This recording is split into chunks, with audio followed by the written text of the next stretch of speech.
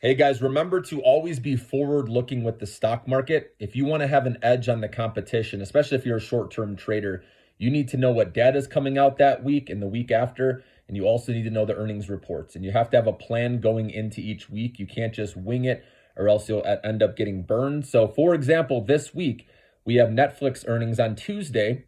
Their ad tier supposedly is gaining more subscribers. So, I expect this to be a pretty good report.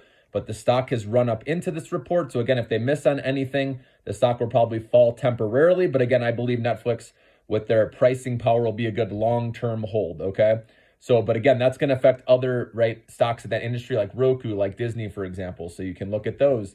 And then on Wednesday, we have Tesla's earnings, which I do expect to miss, with operating margins. But it's all about what they say about guidance. I don't see anything until an interest rate cut happens. I think it's not going to be so good for Tesla at the moment, okay? But like I said, once the cuts happen, then that will help out the stock. But I'm curious to see what Elon Musk says. Obviously, being this will affect the EV stocks like Rivian, for example, you can look at. I like this one long, okay, because they're in a bit of a different boat.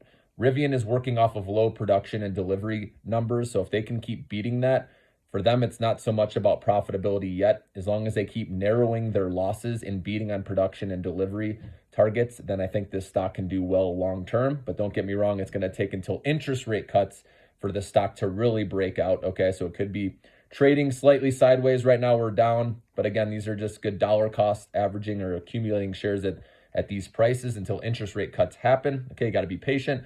But anyways, that's what you got to look ahead, right? Look at what data is coming out for the week as well, because we know economic data dictates everything right now. Because if any data comes in hotter than expected, right, showing a stronger than expected economy, that means the Fed's going to hold off on interest rate cuts longer. And it means that treasury yields go up, right? When the economy is hotter than expected, treasury yields go up, which means stocks go down. And vice versa, if we have weaker than expected data, that's what we want to see, because then obviously treasury yields go down and stocks go up. And that allows those small cap stocks, right, the higher risk ones, and also, the 20-year treasury bonds to go up and make some money on those. So again, you have to be patient.